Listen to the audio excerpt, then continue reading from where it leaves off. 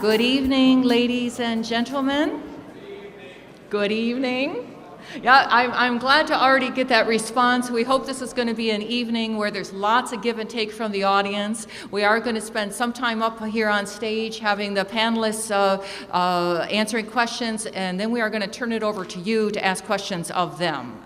So I am Karen Puschel-Segal, and I have the honor of co-chairing the International Affairs Forum here in Traverse City.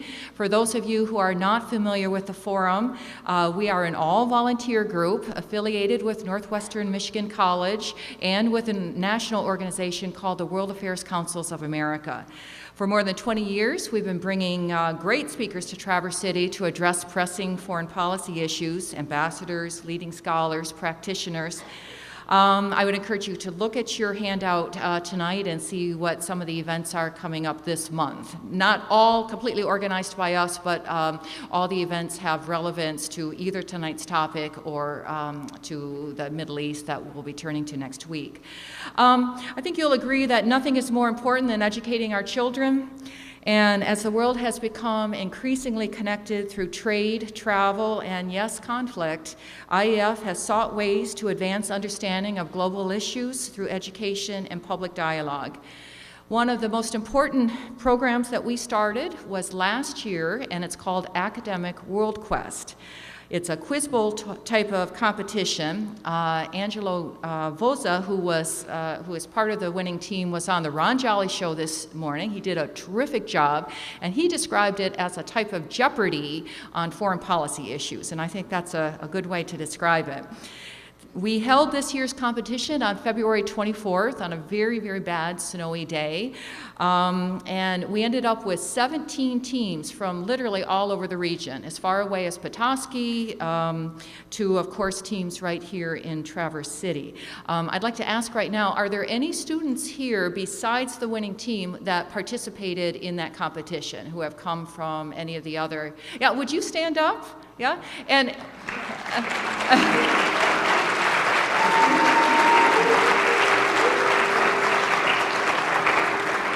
And just tell me, can you shout out what schools are you from, or what school? Oh, great, Central High School, so well represented tonight, supporting your winning team. Because in fact, the winning team at the end of the day was a team from TC Central. TC Central sent 2 or 3 teams, I think. And that team now is getting ready to travel to Washington, D.C. for the National Academic World Quest competition. It's held at Georgetown University every year, and it has about 50 teams from all over the United States that come and participate, from Texas and Boston and all over.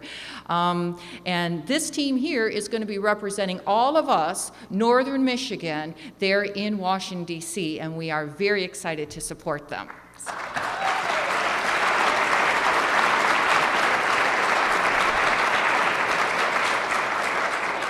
So the winning team is Angelo Voza, Dante Voza, Alex Anderson, and Peter Andreasen. All right. They were coached, their advisor was John Failer, who is a math teacher at TC Central and also coach of the robotics team at TC Central. John? Oh! And I know you all know this about teachers, but they are the most hardworking people in the world, I think. And when I think of the number of hours that John puts in the evenings, on weekends, you know, we are really lucky to have devoted teachers like him helping our students. So thank you, John. So anything that you can contribute tonight is going to go directly to these students for airfare and their costs while they're in Washington, D.C. And we ask you to give generously, and we are calling them our academic athletes. So, go team. Okay. I know we're anxious to get to tonight's panel discussion on Putin. Just over a year ago, Putin, you may remember, presided over the Sochi Olympics. And while U.S.-Russian relations weren't great at that time, there definitely was nothing at that time to suggest the dramatic downturn of relations that we have seen since. The escalation of protests in Ukraine, Putin's quick annexation of the Crimean Peninsula, Ukraine's devolution into conflict fueled by Russian involvement, the downing of the Malaysian airliner over eastern Ukraine that killed more than 300 on board, and now concern that Russia will intervene in other neighboring countries. We've got people in the U.S. calling for arming Ukraine and comparing Putin's moves to Hitler in the 1930s. We've got other people blaming the U.S. for creating this situation by bringing NATO so close to Russia's borders and perhaps misreading Putin's intentions. So what is going on and what can we expect from Putin? You know, this is a nice thing about Traverse City is, in this whole northern Michigan area, how impressive the talent is that we have in this area.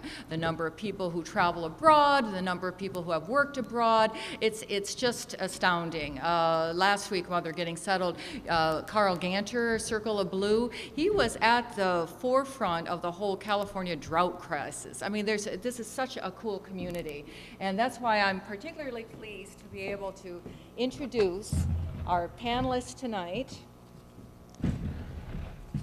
Ed Dolan, immediately here, majored in Russian studies as an undergraduate and later earned a master's degree from Indiana University's Russian and East European Institute with a doctorate in economics from Yale University. Fluent in Russian, he and his wife founded an MBA program and taught in Moscow for 10 years. He taught economics in several European countries and taught in Riga, Latvia for 10, 15 years, which again is very relevant for our discussion tonight. Tracy Nichols Busch is Assistant Professor of History at Ferris State University. She received her BA from Vassar College, her PhD from Georgetown University in Russian Studies. Also fluent in Russian, she travels frequently to Russia, including for 6 weeks, summer before last, working on a book on the interwar years in the Soviet Union. She has managed several programs in Russia, including one on promoting civil society and another on technology transfers. Jack Segal, no stranger to Traverse City, he's my husband. Jack spent a career working on issues related to tonight's topic, including as part of the strategic arms negotiations with the Soviet Union in the 80s, the first U.S. Consul General to Yekaterinburg, which we opened together immediately following the fall of the Soviet Union, as NSC Director for Ukraine, Belarus, and Moldova, and most recently as political advisor to the NATO commander responsible for NATO enlargement to the Baltic states. So maybe we can blame you for everything we talk about. Okay. So thank you all for being here tonight and for contributing to what I know is going to be a lively discussion. And as I said, I think what we're going to do is first allow them to talk about several issues, and then we are going to turn it over to you. But let's try to unravel the world of Putin. We saw something from Fareed on this. And Tracy, I'd like to start with the domestic political situation. So what do we really know about Putin? I mean, does he have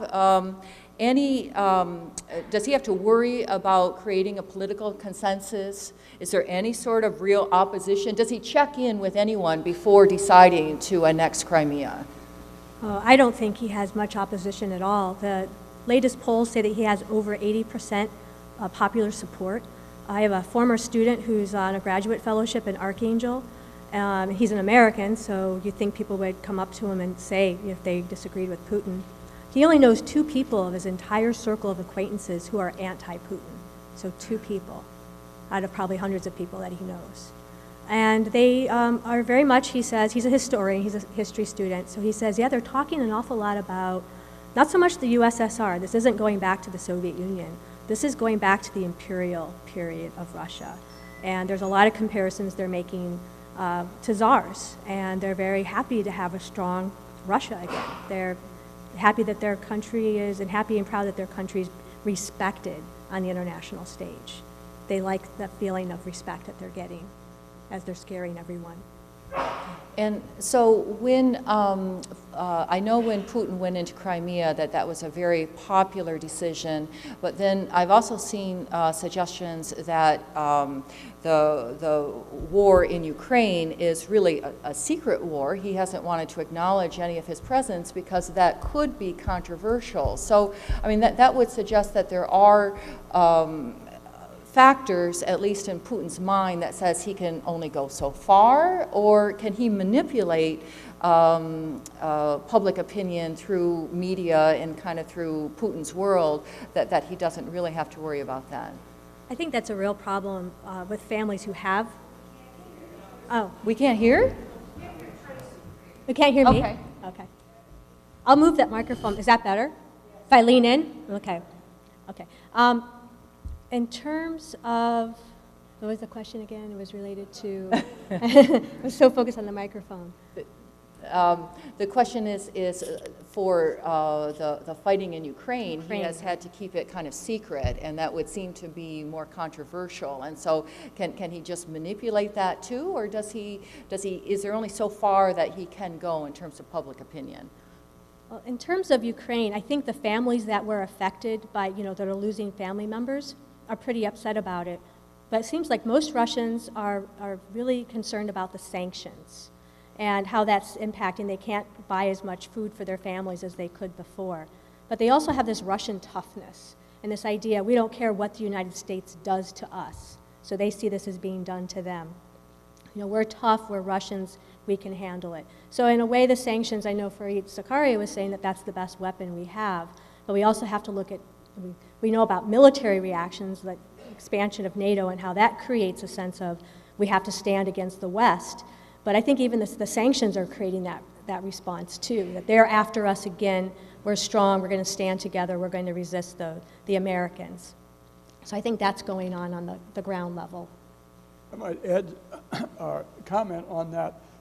I think Tracy's absolutely right that the climate of opinion in Russia is very anti-American at the moment, a complete turnaround from what it was in the early 90s when in the aftermath of the Soviet Union there was a not too long period, but a period of real warmth toward the United States. But one detail I was drawn to my attention by an article by a Russian journalist, Ksenia Kirilova, that I just read today, was that sometimes in the West people have the impression that it's just the common people, the people in the village, the people who get all their news from television, that those are the ones that support Putin, and that people that are educated in the business community or the arts community are all on our side, and that the only problem is there are not enough of them, but that they're a powerful force.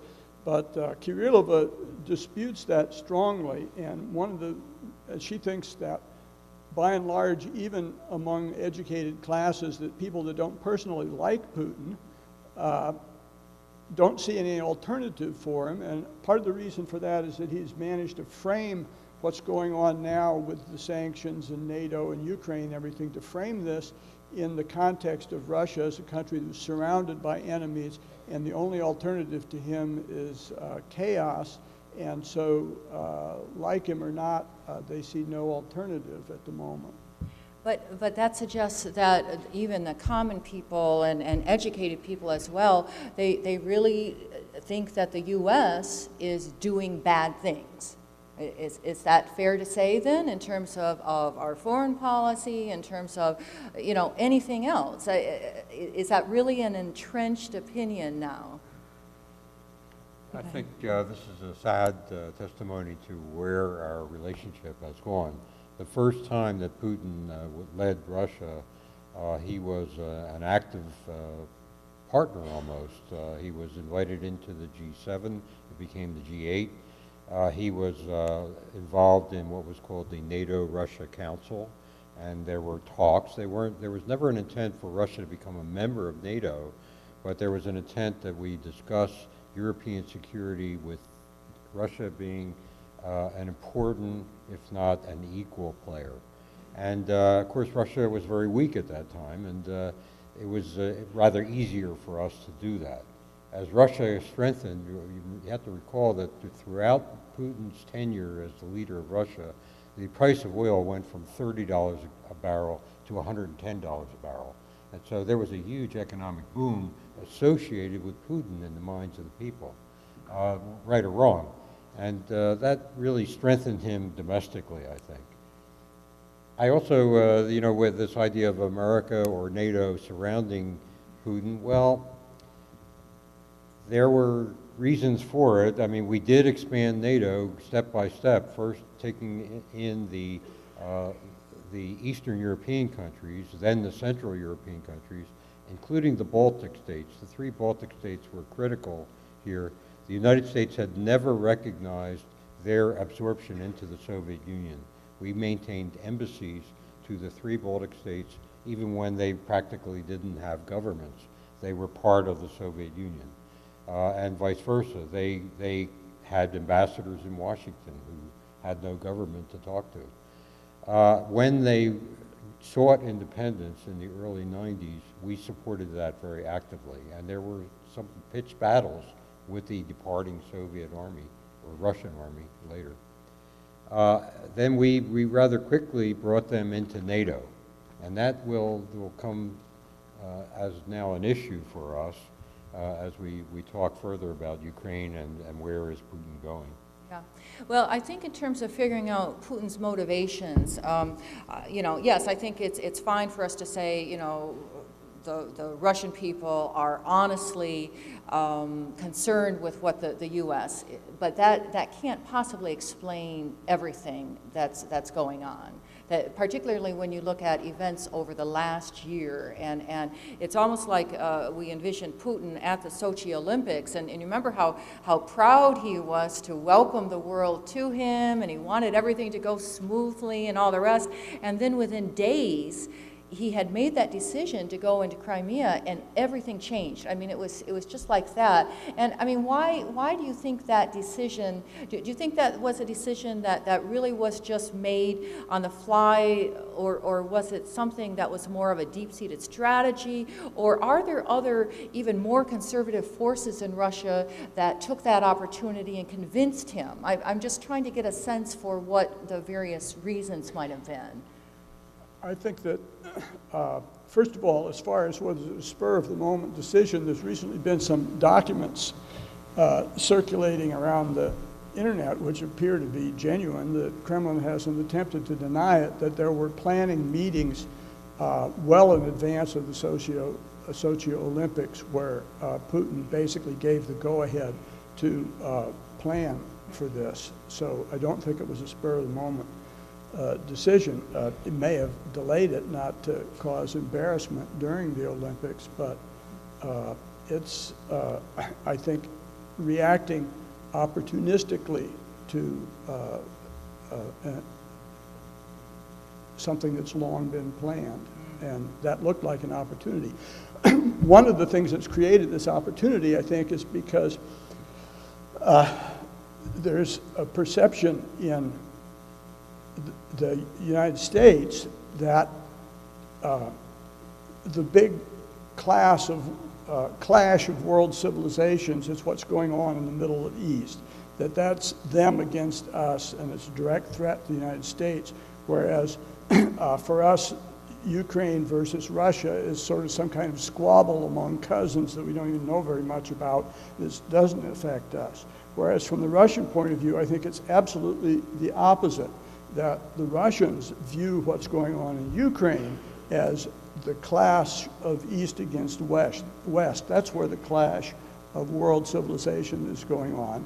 And from their perspective, what's going on in the Middle East is just some tribes or religious sects fighting it out in we don't care about that so much. So can you expand a little bit on that? So what does that mean? If Ukraine, of course, has always been almost an integral part of Russia in terms of territory and where, you know, the Russian Rus started and for religious reasons and all the rest. So how would that be such a tremendous clash of civilization within that? What does Ukraine represent to them? Oh, as Karen mentioned, Russia traces its origins to Kievan Rus, which is essentially Kiev. That's where Russia begins. So there's that sense of connection with Kiev. It's their foundation point. So there's that, and that goes way back to 800s, 900 CE. Then later, more recently, and certainly this is what we've been, hearing about a lot, is the fact that, of course, Ukraine was the invasion point for Nazis during World War II. They came through Ukraine, and there were a number of collaborators. There were Ukrainian nationalists who collaborated with the Nazis because they were so anti-Soviet, and they were anti-Soviet for a good reason, because of Stalin's collectivization campaigns. So they know about this history too. The Russians and Ukrainians know that this happened in World War II. So I say a lot of it goes back to that, goes back to World War II. But I'm still trying to get at almost the clash of civilization of how they might see that in Ukraine. So what they have come to define Western Ukraine as fascist West, whatever you want to call it, and then Eastern Ukraine as part of the mothership, so to speak? Yeah, there's something to that. Both historically and linguistically and culturally, Ukraine is a divided country. It speaks two languages, and historically, the part that the Russians are currently meddling in is something called Novorossiya, or New Russia, that actually its connection with the Ukraine dates only back as far as the 18th century, and that was a part of, some of that as recently as Catherine the Great was controlled by Turks and tribal groups along the coast. And so it's the Novorossiya part that's the focus of Putin's efforts at the moment. In fact, he constantly repeats that term. We want to reoccupy the new Russia, which basically is the easternmost provinces of Ukraine, the Donbass, where the fighting is now, plus a sort of a crescent of territory that goes all the way around the Black Sea coast to Odessa. Is it to become part of Russia? What is his strategy? I mean, we're looking at in international terms, to change borders is a pretty big thing. Well, who knows what Putin's personal strategy is, because he doesn't talk in strategic terms, but you can read things that people around him say. For example, there's a guy named Leonid Reshetnikov, who is the head of an organization called the Institute for Russian Strategic Studies or something like that, that is actually connected to the Foreign Security Service. And so this Reshetnikov is a retired general in the foreign intelligence operation, and he now runs this think tank. And he said something which I thought was very interesting in an interview just the other day. He said, it's too early to take over all of Ukraine just now. So there you go. Yeah, I think it's important to recognize where we are right now, that basically the so-called little green men have taken over the Donbass, the Novorossiya part of what was Ukraine. And Putin has really the best of all worlds right now. He does not own Ukraine, but he very much controls what's happening in the eastern part of the country. I say he doesn't own it because if he actually took over that part of Ukraine, he would have to pay the salaries, he would be responsible for the infrastructure, which is extremely decrepit, he would have to pay the pensions, he would have all the financial obligations that the state of Ukraine has. Right now, basically, no one is paying those people, or somehow they're getting very little money. But Putin doesn't necessarily want to take that on as an obligation. he's very much riding high on his accomplishments so far. He's recovered Crimea, and I say recovered because the history of Crimea is odd, let's say. Until 1954, Crimea was part of the Russian Soviet Socialist Republic. It was split away from Russia and given to Ukraine as a birthday present by Nikita Khrushchev. He might have had a few too many vodkas when he was doing it, but whatever, it was a very arbitrary decision. Now, that area is a favored retirement home for Russian military. So it's 80% Russian speaking and very much leaning towards Russia anyway. So it was a very natural thing to take over that. This all occurred in March of 2014. After the big demonstrations in the central square of Kiev, we celebrated the idea that they kicked out, who was in fact a popularly elected president of Ukraine. He was pushed out by the people in the square, and they held another election which the people in eastern Ukraine did not participate in. So you basically had an election only of the non-Russian group, the anti-Russian group, voting for this Mr. Poroshenko. Now, who's Poroshenko? Well, he was described by our U.S. Embassy 2 years earlier as a unreformed kleptomaniac. He has $1.4 billion in personal assets. He's one of the top 10 oligarchs in Ukraine today. So his slate is not so pristine, let's say. And that was very convenient for Putin, I think, because it allowed him to point to Poroshenko as a questionable character installed by the West, effectively, and who's now, we've immediately recognized him, and we started talking about providing military assistance and things like that to him. Senator McCain showed up almost the day after the election and called for military aid. Now, as Fareed Zakaria was saying, that's probably a really bad idea. It will extend the fighting, it will expand the fighting, it will make the fighting more violent, but there is no chance whatsoever that Ukraine will ever be able to fight Russia. It's apples and oranges. So that's a non-starter as a strategy. Okay, so let's say that, all right, despite everyone being concerned about Ukraine and we need to do something about Ukraine, and it's very frustrating, I think, for Americans, the idea that there's nothing we can do. I think that's a very frustrating thing, whether it's the Middle East or Ukraine. So let's just for argument's sake say, okay, Ukraine, Russia has kind of the strongest interests there. They're going to be there kind of regardless. Okay, so it's one thing if you kind of swallow that. But then what about Putin talking about protecting any ethnic Russians anywhere? And so so what I'm trying to get at is it's one thing to kind of draw a rational debate about Ukraine, but now if they're saying that they're going to protect any Russians anywhere, Latvia, Ed, you spent a lot of time in Riga, that has about 50% of its population, which is Russian, as I understand. So what does this actually mean? And what can we expect to see from them, from Russia and from Putin, in terms of protecting Russian minorities?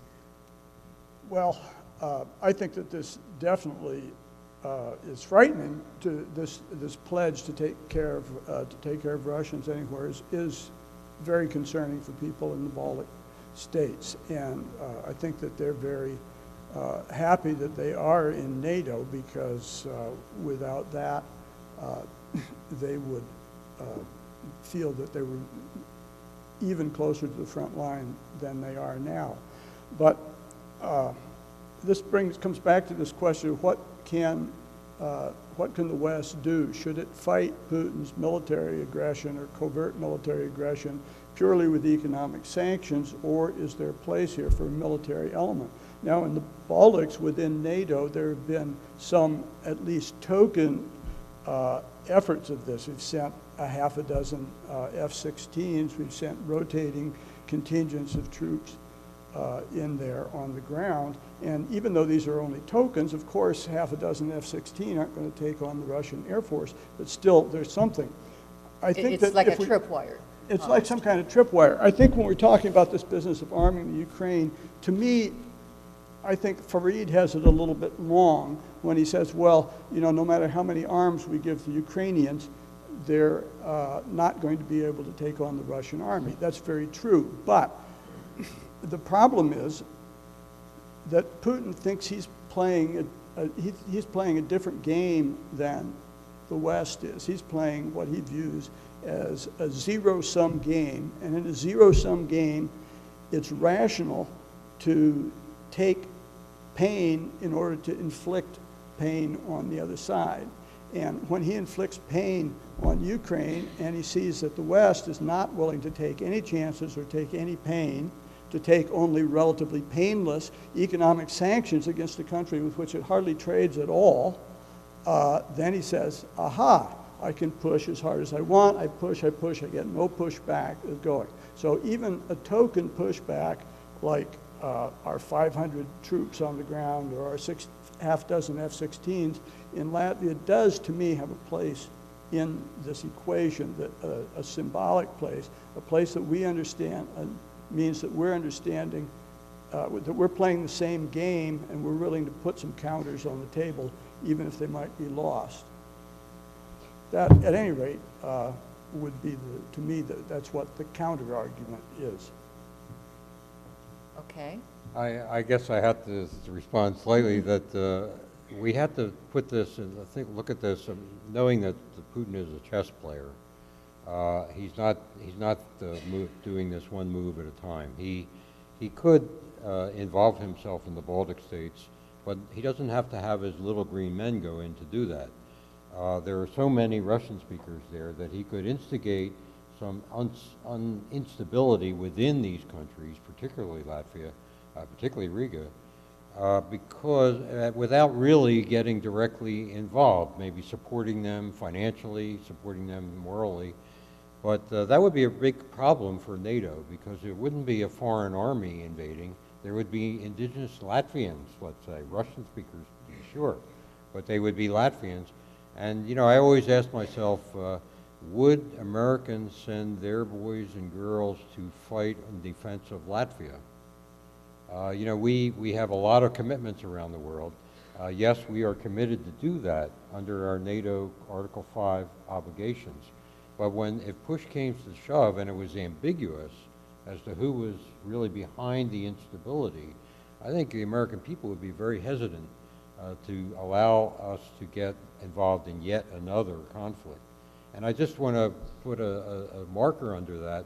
Remember, the Malaysian airliner was shot down, and on board were tragically people mostly from the Netherlands. An hour before that plane went over that spot, a United Airlines airliner went over that spot. Now, had that been a United Airlines plane full of Americans, we would be that close to a war with Russia. And so, you know, we have to take these things into account. This is his backyard, and we would not be working from a position of advantage or strength. It's a very, potentially very dangerous situation. Tracy, do you want to say something? Go ahead. Well, in terms of the Baltics, we have to think again about history. They were already betrayed by both the Germans and the Russians, the Soviets at the time, during the lead up to World War II. And I feel that we have made a commitment beyond just, you know, the average country, because we are painfully aware of the suffering that they've gone through due to the fact that they were essentially pieces on the chessboard that got sacrificed. And I think, you know, as a world community, I think we feel pain about that still. That may also factor in. As far as ethnic Russians go, I just spoke with somebody who came back from a Peace Corps tour in Kazakhstan. Kazakhstan also has a large percentage of Russians. And evidently, according to her, you know, it's so hard, I'm so used to the propaganda and disbelieving it. But here she was, an American coming right back from Kazakhstan, and she said, yes, ethnic Russians are being discriminated against. that they're just not, they don't have opportunities to get into government, they're being discriminated against in terms of higher education. So my jaw just about dropped because I'm so used to not believing the propaganda, and this is actually happening. So some of it may be real. There actually probably is some discrimination against Russians in some of these places. And I certainly remember when I was doing research in the Baltics in 1991 and 92, I mostly stayed with Russian speakers because I speak Russian and not Latvian or Lithuanian or Estonian. And they were very angry about the fact that they had to learn that language in order to just be a citizen of Latvia, Estonia, or Lithuania. So that anger, I think, builds up and builds up and builds up. I think we're going to open it up to questions. I have to say, I think all of that is rather disturbing because we're hearing that the Russians have legitimate gripes, and yet we also know that there's plenty of non-Russians who have plenty of gripes. Mm-hmm. And of course, we're witnessing, terrible sectarian fighting in the Middle East. We know where this can go, and I think as an underlying trend, that's maybe one of the most disturbing things we're hearing. But how about getting your questions and answers, and we'll take it in directions that you are interested in.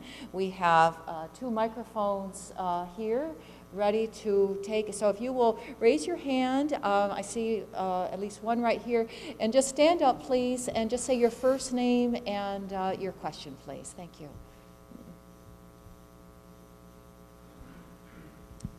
My name is Fred, and I have a question that I'd like to hear some comments on from the panel, but about the self-determination of Crimea. As I understand it, had there been a plebiscite that was not muddied by force, perhaps Crimea would have, the citizens had been given the chance to join Russia, they might have joined Russia. Would it not be right, if that's true, and I'd again like to hear the panel's comments, wouldn't that be right for us to support self-determination of the Crimeans? Okay. Well, it's a very valid question. If it was a legally conducted plebiscite or a choice, I mean, we did have countries. We had one example, it's always wrongly stated that the borders of Europe never changed after the Cold War, but actually the Czech Republic and the Slovak Republic split, and they did it through voting. So it is an option. Whether this particular circumstance, it was all very fast, and it was done with those little green men on the ground already in Crimea. But it would be an interesting question, only rhetorically though, to see, had they had a real vote with EU inspectors or foreign inspectors, they might well have voted to go back to Russia anyway. So that's where they've ended up, and there aren't protests of people saying we don't really belong here. Any other comment? The comment I always think about is, in terms of borders changing, is, in fact, I almost showed, some of you may have seen 1,000 years of European borders changing. Mm-hmm. It's very interesting, and go online and Google it, and it's got very cool music with it. And it shows that borders, if you didn't understand this before, borders are organic. They have always changed, and presumably they're always going to change, notwithstanding the fact that we live in such a litigious society now that oh no, you can't do this or you can't do that, but it always has happened that way. And so, in some ways it's not a surprise to think that once again the Russia and the Soviet Union has had terribly fluid borders. Well, it's happening again, but it's now happening in a society that, as I said, is very legalistic, and we feel like, well, what do we do about it? But the fact is it's always happened that way, and we can't expect history to end with the borders that were given. So, another question? Yeah, Doug. During the time that that the 3 Balkan states, Latvia, Lithuania, and Estonia, were within the Russian purview, was there Russian migration into those 3 states, and to what extent is that a significant factor? Yes, definitely there was a conscious effort to get Russians to move into those areas, and to also install the Russian system. The Russian language was predominant. Key positions in local government were given to Russian speakers.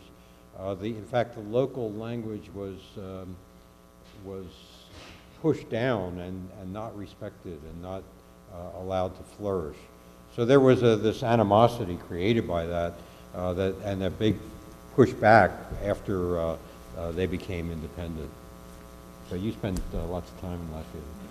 Yeah, that's true. And the generation that's particularly the wartime generation that lived through the German occupation, that generation, there was not only movement of Russians into Latvia and Estonia, but there was a huge deportation of Latvians that had been in any way involved in the partisan struggle against the Germans. So there was movement of Russian population in, movement of the native population out to Siberia. You have to remember that during World War II, there was a three-cornered war going on in the Baltic states between the Soviet army on one side, the German army on the other side, and the third side was an indigenous partisan fight against both sides, which, by the way, continued long into the 1950s. There were still guerrilla holdouts in the woods. Question here.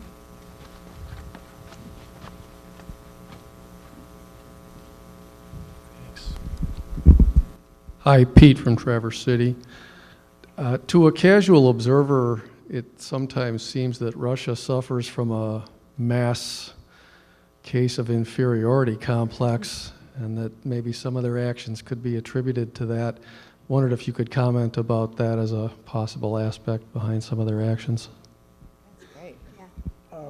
Yeah, that's interesting you say the inferiority complex. There was an item in the paper that my wife pointed out to me the other morning. It was actually talking about people like the German pilot who crashed his airplane, but extending this, it was saying that what's the mentality of people who are willing to do things that seem reckless from a rational point of view, and to inflict pain on others. And part of it is very much the sense of personal injury, in the sense that they've personally suffered and need, they're little people that have to fight back, and so they use the tools at their disposal, whether it's an airplane or whether it's the Russian army. We push back and we get revenge for things. I don't know. I don't want to be psychoanalyze Putin. I think that can go too far, but when you do read his personal history, there's some people that said, well, his problem is that his father was killed by Estonian partisans during the war, and other people say his problem is that he grew up as a street punk in St. Petersburg, and he was a little guy and got pushed around, so he had to muscle up and become a karate person, and I think there is something to that point of view. Tracy? Oh. Well, this reminds me of the long telegram, of course. You know, after post-World War II, we were trying very hard to understand the Soviet Union. The great George Kennan was busy trying to analyze and understand the Soviet Union, and that was basically the conclusion. There's an inferiority complex here. Now I think it's an added twist, but still a spin on that idea. In that there is this idea that we are trying, to Ed's point, we are trying to keep Russia down. We are trying to keep Russia down. So one thing we haven't spoken about yet is RT, the TV stations, and how they manipulate public opinion. And I think that that is the message that they're sending out to Russians, not just in Russia, but everywhere. And I believe they just they're set up outside of Washington, D.C. someplace, too. And there's a lot of people in the world, from what I understand, who are interested in this message because it's an anti-U.S. as a unipolar world, you know, that we are dominating world politics. And we're not used to seeing ourselves in that way. We don't see ourselves normally as a bully out there, but the Russians are able, through their media outlets, able to convince a number of people that this is in fact what's happening. Yeah, So it's and important to understand. It certainly is disturbing to think that Russian people as a whole find Americans as bad people. I mean, that certainly isn't what any of us experienced, even in the end of the Soviet time when, you know, they were very eager to meet Americans and that sort of thing. Have you found that in Russia today that maybe Americans would not be as welcomed as they were before as a result of this? Absolutely. I sought out my friends who I met first in 1990 when it was still the Soviet Union. And they kind of took me in. I could barely speak Russian, and they befriended me. And I represented something as an American to them, as a hope and democracy, a better future. Just by being a 20-year-old in Moscow, I represented this, which I did not fully understand at the time. And the same family that took me under their wing, they stood on the tanks, you know, with Yeltsin against the putschists. You know, they stood up for democracy. And so I sought him out when I was in Russia the last time, the husband as a teacher, a school teacher. And he said basically, you know, Tracy, it's not like what you remember. This is not the 1990s. This is an entirely different place. He was mentioning all the paramilitary training around Moscow and around St. Petersburg. Angry young men, youths, are being fed a lot of propaganda and they're training militarily. They're not officially part of the army, but they're getting ready for the army. And these are the kids that are going to go into the army and they're willing to fight and die. So it's very frightening. He basically said there's two paths. He said we're either going to go become fascist or we're going to go communist. I could understand the fascist. I didn't quite understand communist. But I think what he's meaning is there's going to be look at what's happening with the sanctions, that there's only so much economic degradation that the people will take before they blame Putin for it. So. Well, and in fact, we haven't, I'm sure that's one of the questions, but Ed, if you would address the fact that the Russian economy has tanked and how bad it's going to be. And Yeah, well, first of all, one interesting thing in here, several times people have mentioned that Russia is suffering because of the sanctions. And the sanctions are having some effect, but most of the trouble the short-run trouble with the Russian economy now is because of the falling oil price. And it's really the Saudis that they ought to be angry at, not the Americans, because yes, Russia is in a recession. The economy is falling. It's supposed to decrease at 3% this year, and inflation is 16% and so forth. But 90% of the short-run damage is being done by the low oil price. However, the propaganda machine is not blaming this on the Saudis. It's blaming this on the United States and the sanctions, even though if the sanctions went away tomorrow, they would still be in deep trouble in the short run.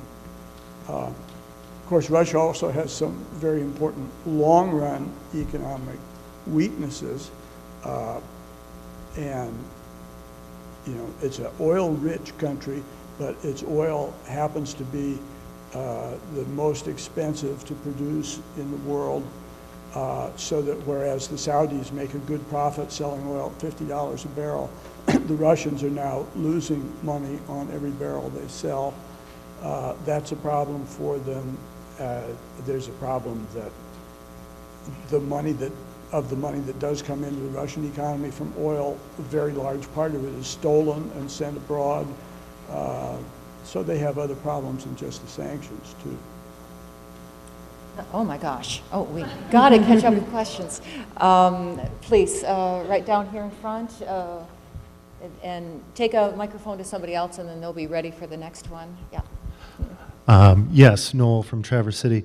Kind of staying on this theme of national identity and the economy, I'm curious whether you could comment on the fledgling Eurasian Economic Union.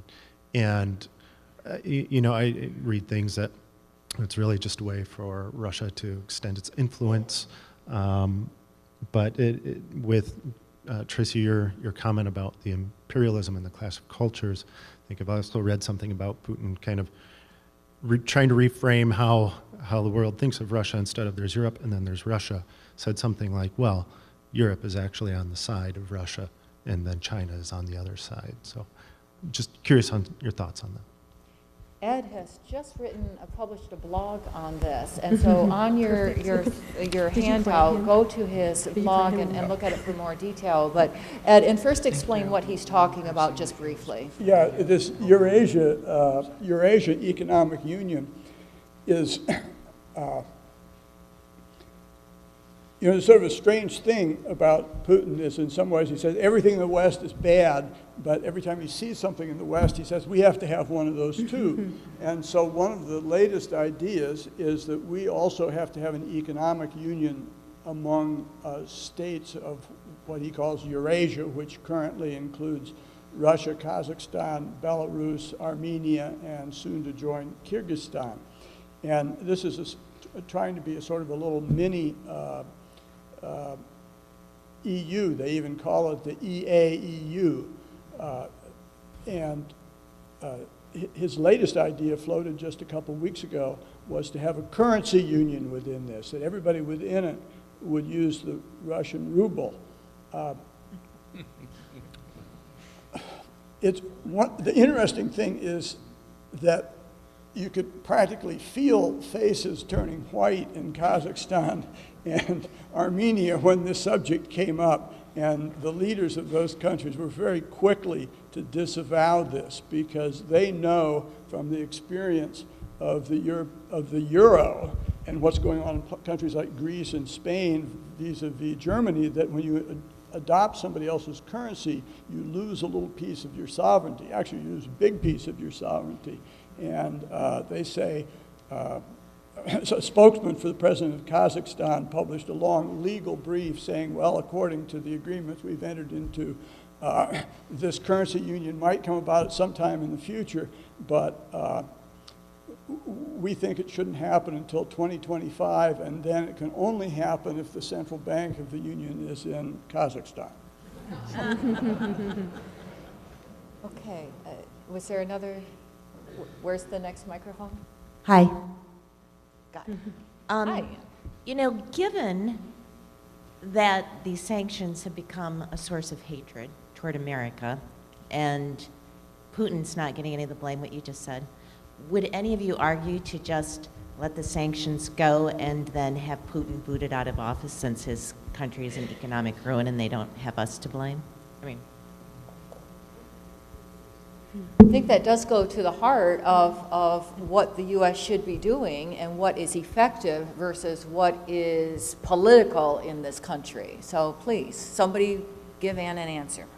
Oh, I think I've been reading a lot about this recently. We have an expert right here, so I won't say much, but I will say that I think it's the only real weapon in our arsenal.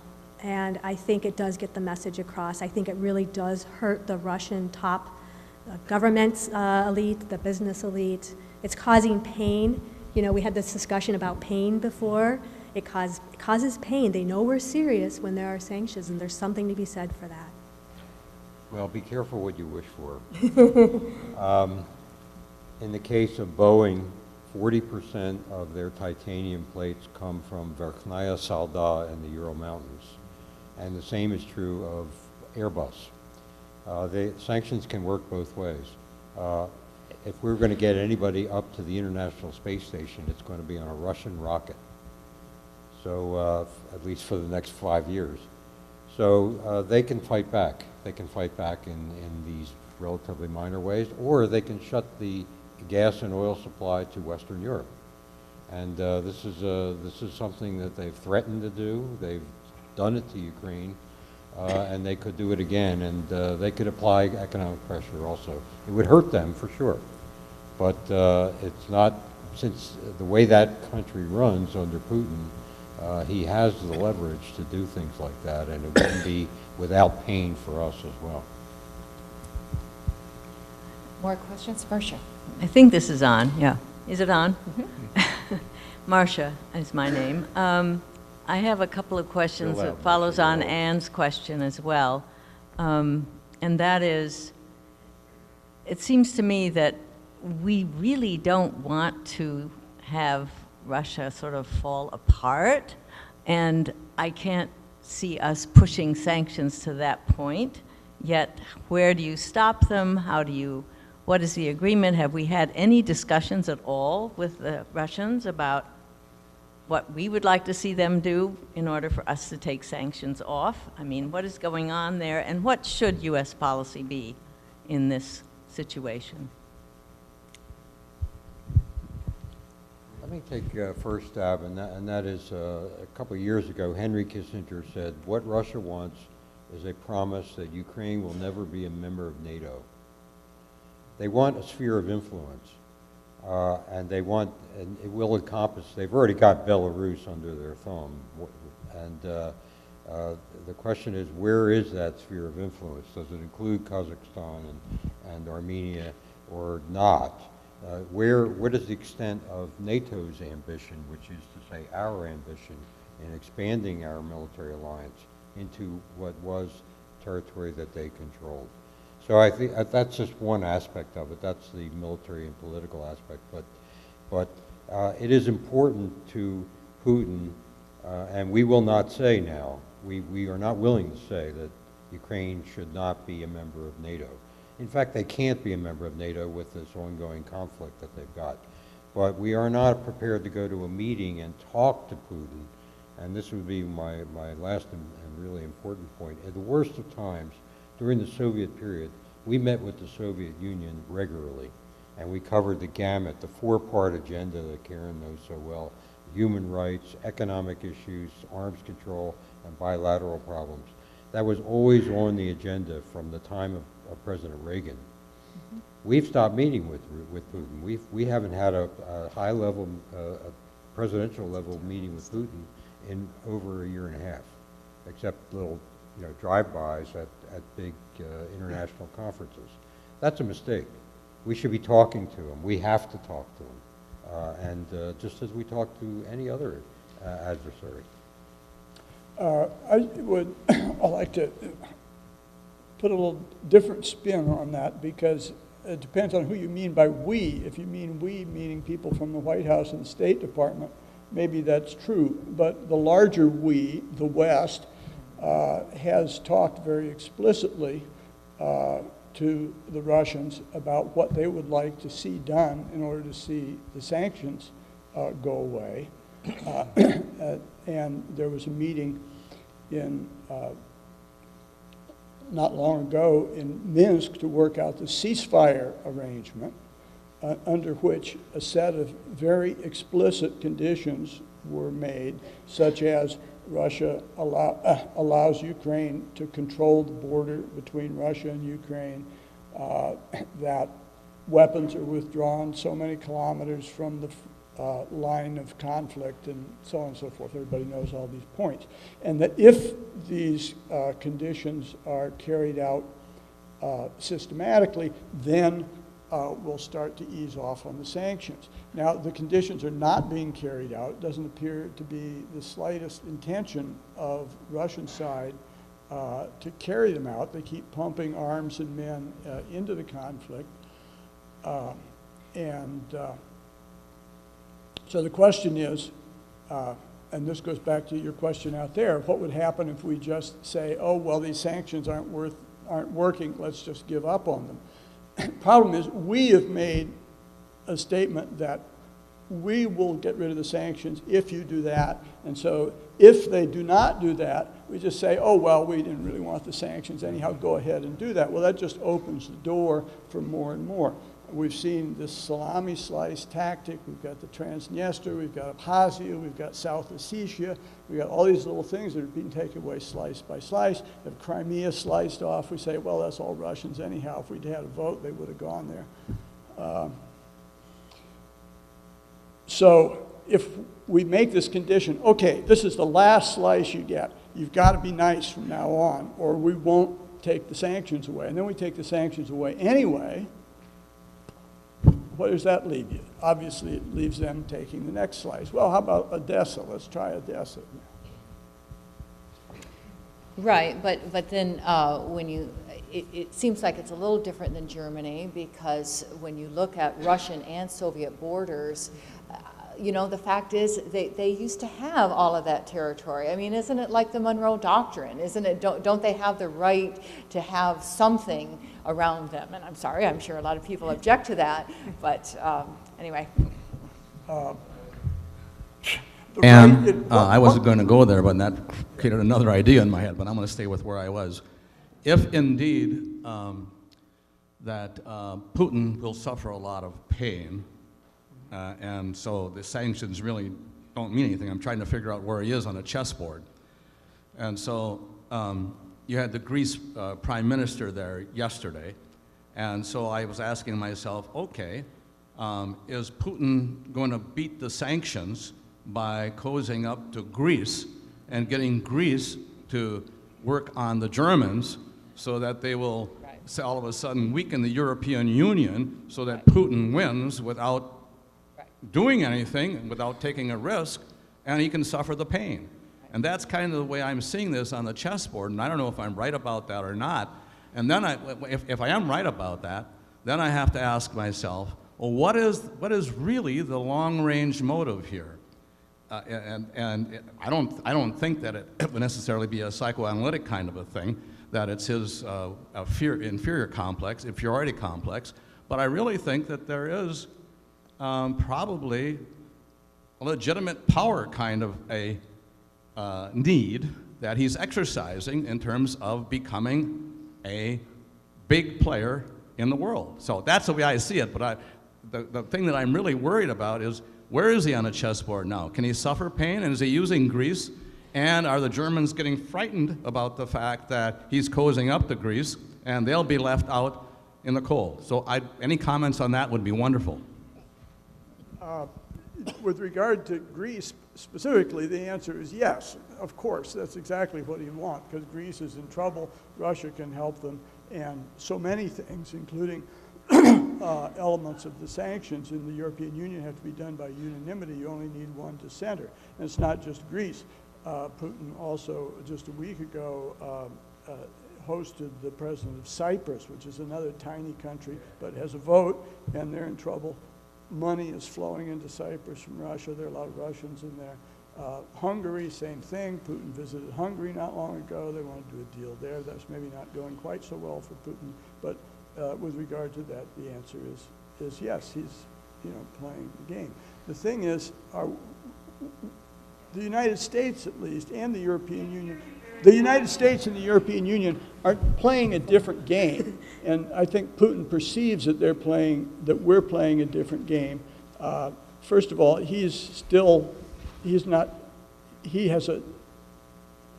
working on a smaller part of the world chessboard, so he can focus his efforts on countries that are bordering his, whereas we're putting a lot of effort in, the major focus of attention on the news. Everything is in the Middle East, everything from Afghanistan to Somalia and Nigeria. And so he sees a chance here. West is distracted, West is tired of war. It's his chance to move forward a little bit at a time, and whenever he can get a peace without much pushback, or with pushback which is tolerable, or pushback he can contain and control, you get more of the same. And any tool available, like the unanimity rule within the EU, is a legitimate tool for him to use, and he's using it. I think should we take, are you willing to stay? All right, whoever wants to stay, we'll do more questions. Please, Jeff. Hi, I'm Jeff Kerman. Dobry večer. We should understand what our exposure is, the Western bank exposure is to Russian debt. Is what we're seeing in Russia now with the self-delusional propaganda internally, the paramilitary is running around and owing a sizable debt to Western financial institutions is redolent of 80 years ago in Germany. And the Germans used that debt very cleverly in a chess match with Washington. Do we know what the Western bank exposure is to Russia, and has there been any discussion on Russia's inability, now that the economy is in such poor shape, to service that debt and keep those assets whole? Yes, didn't bring the numbers along, but the Russian corporate debt to the West is quite large. It's, for example, Russian corporate debt to the West is larger than the very large total reserves of the Russian central bank. But it's interesting that this is also giving Putin a tool within Russia, because he's been able to selectively bail out the companies of his most loyal friends, starting with companies like Rosneft, which is very important economically and also very close to the Kremlin politically. He's done debt swaps in which the central bank has taken on the Rosneft debt in exchange for cash that they can use to pay off their foreign creditors. So there is this big debt. In a sense, it could be used either way as a tool, but it is in fact being used by the Kremlin as a tool to make sure that we at least hold out the promise that if you stay politically solid, maybe we can bail you out economically. Should we do one more question? Can I add one more thing to that Please, very Karen. quickly, Please, which Tracy. is, Ed spoke about the macro level beautifully, but at the micro level too, I think that's a crack, that's a weakness that Putin has. It's the level of corruption, I think, is going to create incredible discontent. When I was there a couple summers ago, there was a very high percentage of young people that wanted to leave Russia. And this is when it was doing well economically because of the corruption. They were fed up with the corruption. They didn't want to have to pay bribes to start their businesses. And I think that potentially could work in our favor. Of course, we haven't even talked about Nemtsov and Yeah. the good guy, so to speak. George Ford from Traverse City. I was wondering if there's a nagging Muslim problem that Russia's going to have to deal with. Has already, yeah. Very quickly, that was one of the areas when President Bush looked into Putin's soul and they found that connection. I mean, think of how much things have changed, and the idea was that we could work together on, in terms of the Islamic radical issue, because of Chechnya and there are other ethnic, they're scared to death of that, absolutely. Yeah, Russia is not a homogeneous country, particularly in the center of the country, in the Urals region and in Siberia. There are many Muslims. There are many Muslim republics.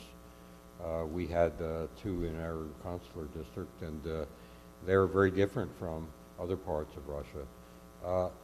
The wars that they have conducted have been in Chechnya and Dagestan, where you've just heard about the Boston bomber being convicted. And when you look at his history, his personal history, his family came from Kazakhstan, and you ask yourself why, and it's because after the Second World War, as Ed referred to, a lot of people were deported to Siberia because they were collaborating with the Nazis.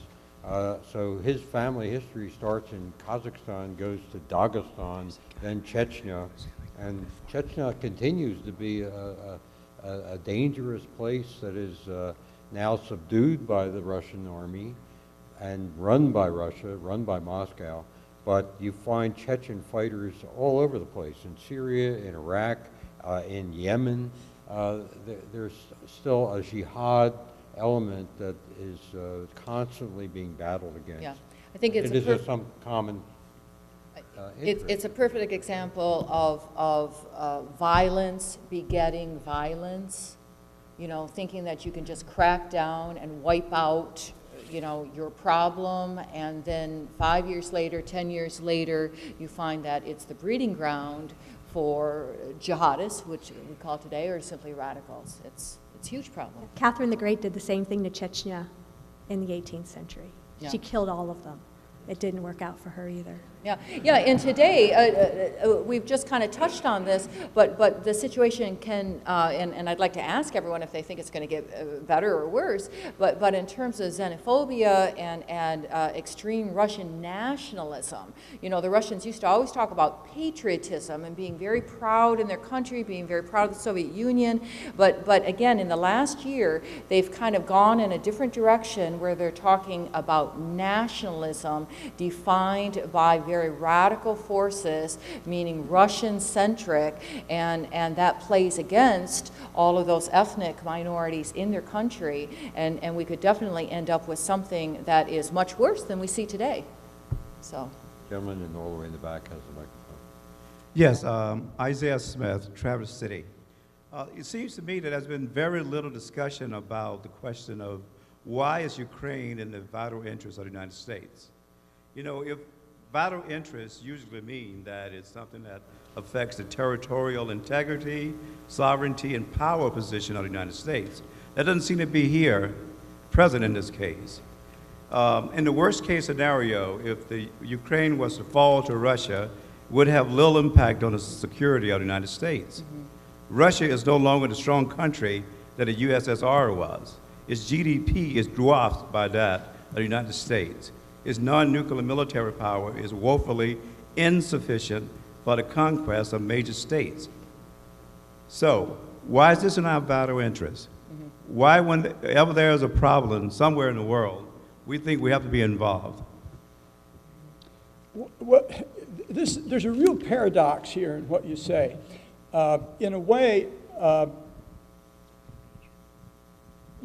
you would think that Putin would be pleased if he realized how many people in the United States view the Russian-Ukrainian conflict in those terms, that it's something far away from us in which we don't have a big stake. Yet, that is not the message that his propaganda machine puts out. Even though what you say is true, that that's a very widespread, perhaps even predominant view of the American public of the Ukrainian-Russian conflict, the Putin propaganda machine insists over and over again that the United States is actively, single-mindedly, purposely trying to capture Ukraine and actively trying to dismember Russia. So I don't know what the answer to that paradox is. In a way, when you listen to Americans talk about the conflict, or you listen to them not talk about it, you listen to the rapidity with which any news from Ukraine fades away in the jumble of news from Africa and the Middle East.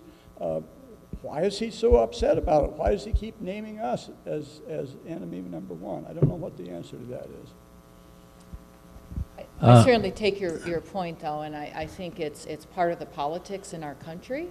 I think it's kind of the leftover of, you know, communism and you know, fighting communism to the death, and I think it's all wrapped up in the morass that we have in Washington, and so it's really hard to come up with any coherent policy towards Russia because everything is being made under the glare of politics, and that's really unfortunate.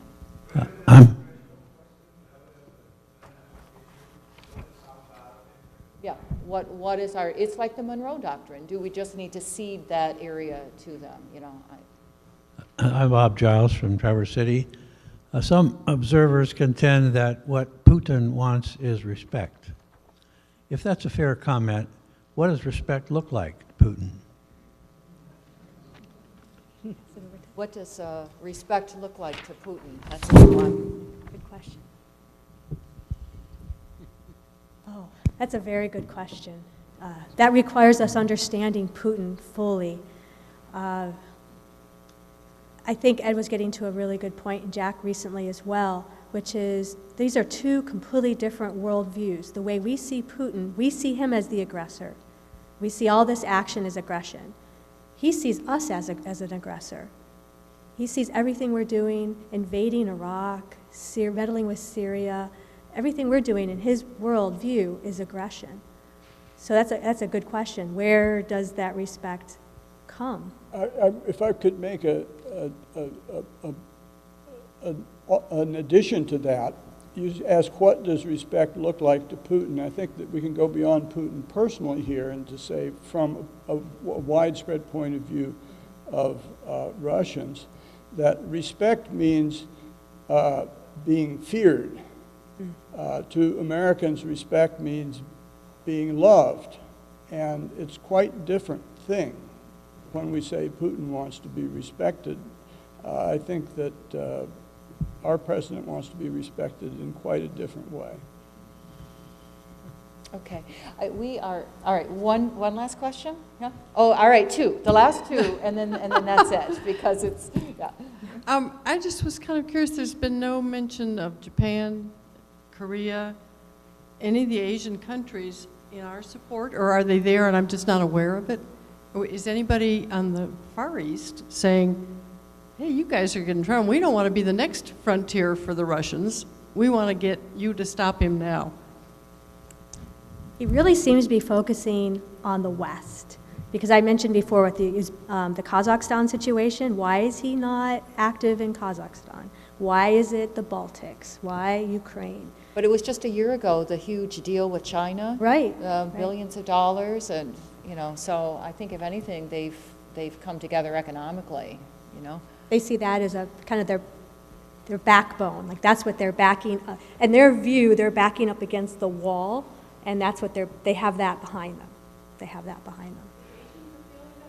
No, I think the Russians see the comfort in the Asians, that's something that they're not going to have to worry about, whether rightly or wrongly. I think it comes back to that Eurasianist question we had, Eurasia, Russia as Eurasia, that this is their traditional sphere of influence. So, I mean, for whatever reason, I don't think it's all based in rationality. I think there's an irrational element to it, especially in terms of the West. Like, why is there so much hostility towards the West, Europe and the United States, when there's threats? Obviously there's threats from Asia too, but they don't seem to be articulating that. They seem to see that as a place for them to go and form their own Eurasian Union. I think part of it is geography. I mean, you just look at the border with China, and then you're talking about the border with the West. It's just very different. There's not that many Russians actually there. It's Siberia, isn't it? I mean, anyway. All right. Yes, okay. Last question. Sure. My name is Fred. First for Mr. Dolan, but then I'd like the views of the other panelists. You seem to have advocated for military pushback in the Ukraine by the West. If the United States were to place a military force of American troops or Air Force there, or were to supply arms to the Ukraine in a major way, what do you think would be the consequences of that? Well, possibly. Possibly the hoped-for reaction is that if we were to make some token gestures in that direction, that Putin would say, oh, these are people who want to be respected just like I do. So I can understand them, and maybe we can...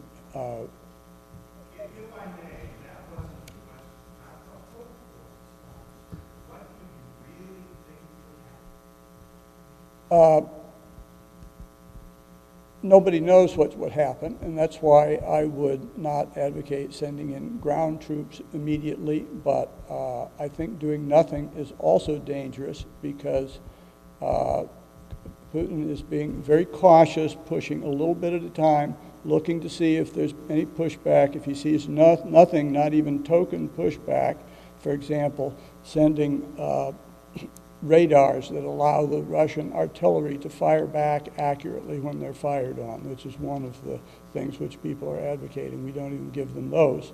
That he says, okay, I did that, I got no reaction, I'll take another baby step, I get no reaction. Sometime we have to send a signal. And if we send no signals, or if the signal we send is that we will do nothing, then what we expect is he'll continue his behavior. I don't see how, I think that the answer is easier, what would happen if we do nothing, than what would happen if we make some cautious but actual steps.